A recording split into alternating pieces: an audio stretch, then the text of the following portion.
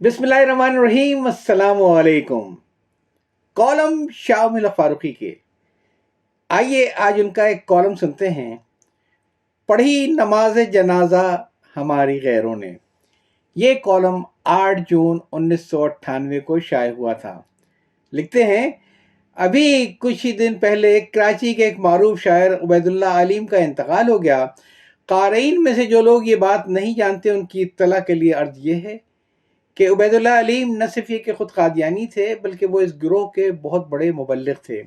गुज़िश्ता दिनों उबैदुल्ला अलीम की याद में एक ताज़ियती इजलास आर्ट्स काउंसिल कराची में मुनक़िद हुआ, जिसकी सदारत डॉक्टर जमील जालवी साहब ने की। इस इजलास की रुदात जनाब आरिफ शफीक ने शाम के एक उर्दू रोज़नामे में अपने कॉलम कराची की अदबी डायरी में कलमबंद की। ज़ाहिर है मुख्तसर कॉलमों में बहुत सी बातें एक या दो जुमलों में कहनी पड़ती हैं, जिसकी बिना पर अक्सर औक़ात वो बातें समझ में नहीं आ पाती हैं। मसलन सियाक़ो सबाक़ के बग़ैर जनाब जमीलुद्दीन आली के ये जुमले कि उबैदुल्ला अलीम बहुत अच्छे शायर थे, वो एक मुकाम हासिल कर चुके थे जो नक्काद उनसे छीन नहीं सकता।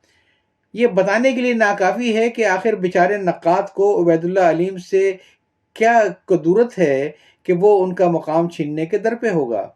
बहरहाल इस पूरे कॉलम का मिजाज ही ये है कि उबैदुल्ला अलीम में इतनी खूबियाँ थीं कि अगर कोई नक्काद उनकी एक आध कमज़ोरी का जिक्र कर दे तो आप उसके पीछे डंडा लेकर न पड़ जाइए और रिवायती बड़ी बूढ़ियों की तरह उन्हें याद दिलाइए कि बेटा, अगर आपने अपने सीनियर शोरा को उनके फ़न के हवाले से अपनी बिसात के मुताबिक नज़रअंदाज करने की कोशिश की तो आपके बाद आने वाले लोग आपके साथ ये रवैया रखेंगे।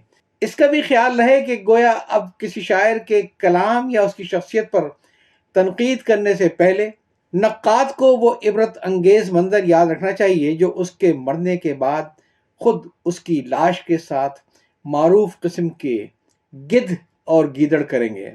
गालिबन आर्ट्स काउंसिल के मज़कूरा इजलास से पहले एक मशहूर नक्काद डॉक्टर अनवर सदीद ने उबैदुल्ला अलीम पर एक मज़मून किसी अखबार में लिखा है, जिसे रोज़नामा जसारत कराची ने अपने यहाँ शाये किया है।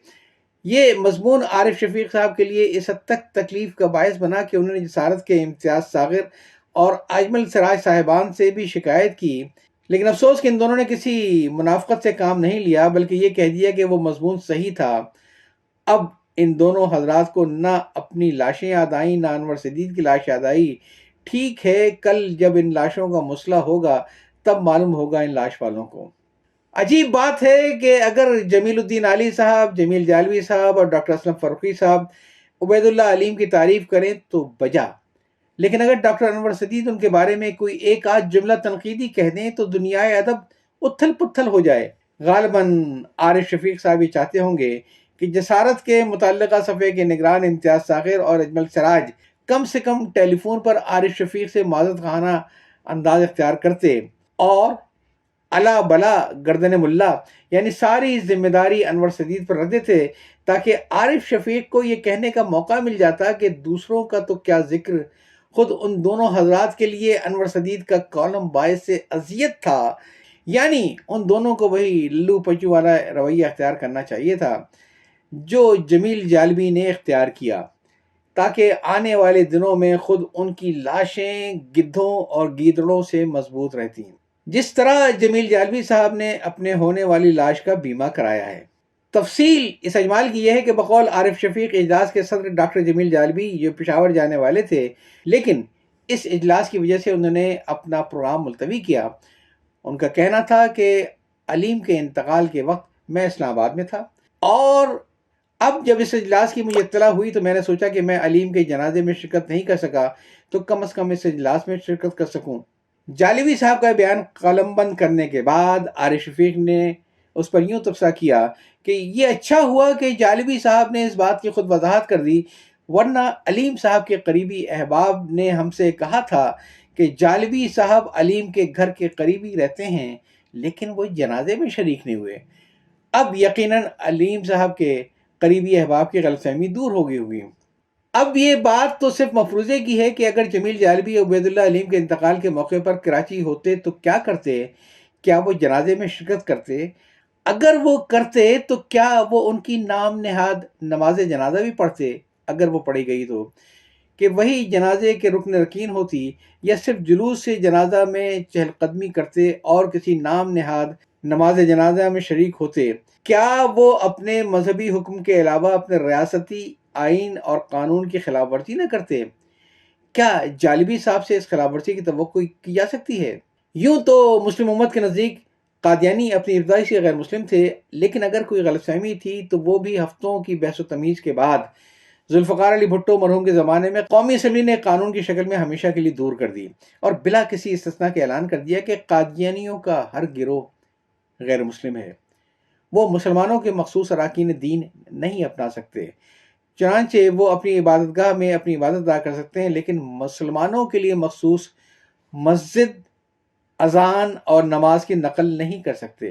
کیا جناب جمیل جالبی اپنے عقیدے کی پختگی کا اتنا مظاہرہ نہیں کر سکتے تھے جتنا خود قادیانی وزیر چودھری ظفر اللہ خان نے قائدم کی نماز جنازہ کے موقع پر کیا تھا؟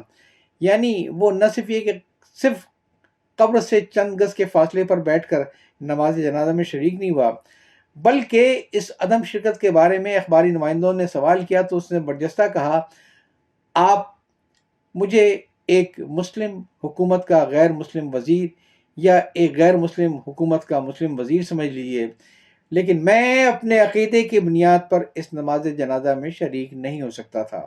للو پچو کرنے والے لوگ اپنی دانش میں ایک بڑا اہم نقطہ پیش کرتے ہیں کہ خود قائد اعظم نے چودھری ظفر اللہ کو وزیر بنایا تو یقیناً انہیں مسلمان سمجھتے ہوں گے، حالانکہ قائد اعظم نے جوگندر ناتھ منڈل کو بھی وزیر بنایا تھا۔ بہرحال میں تو یہ سوچ رہا ہوں کہ اگر جمیل جالبی صاحب علیم صاحب کی نماز جنازہ میں شریک ہو کر مذہبی اور ریاستی حکم کی خلاف ورزی کرتے تو عبید اللہ علیم کا جسد خاکی زبان حال سے مسکراتے ہوئے کہتا کہ پڑھی نماز جنازہ ہماری غیروں نے۔ جمیل جالبی صاحب کو مبارک ہو، ایک اتفاقیہ غیر موجودگی نے انہیں ایک غیر مسلم کی نماز جنازہ میں شرکت سے بچا لیا، جس پر پشیمان ہونے کے بجائے انہیں مطمئن ہونا چاہیے۔